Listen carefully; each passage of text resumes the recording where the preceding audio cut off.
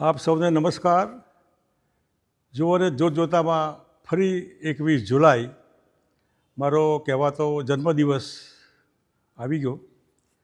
ઘણા મિત્રોનો આગ્રહ છે કે અમે મળીએ, સાથે જમીએ, મોં મીઠા કરીએ, પરંતુ તાજેતરમાં જે બન્યું ગંભીરાનો બ્રિજ અને જે મા પોતાના દીકરા માટે આક્રંદ કરતા હતા એ અને એના પહેલાં પણ હજી જ હમણાં એર ઇન્ડિયાનું પ્લેન જે ક્રેશ થયું ને ગઈકાલે હસતા કૂદતા રમતા આપણા ભાઈ બહેનો એકદમ આગના લપેટામાં પોતાનું જીવન હોમાઈ ગયું. એવા વખતે સ્વાભાવિક એમ થાય કે એમને બી પરિવાર હશે, એમના બી મિત્રો, એ હજી એમાંથી બહાર ન નીકળ્યા હોય ને તમે ફક્ત તમારા આનંદ માટે જન્મદિવસની ઉજવણી મારું મન નથી માનતું. માટે ભાઈઓ બહેનો મને માફ કરજો, આ વખતે જન્મદિવસની જે કંઈ ઉજવણી મનામણી મોકૂફ રાખી છે. આવતા વર્ષે જીવતા હશું તો ફરી પાછા મળીશું, પરંતુ જે ગયા એ પાછા નથી આવવાના.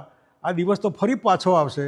એટલે આપ સૌને મારી ખૂબ હૃદયના ઊંડાણથી વિનંતી છે કે 21 જુલાઈએ જે કંઈ મૃતાત્માઓ છે એમના માટે પ્રાર્થના કરજો કે એમને સદગતિ મળે.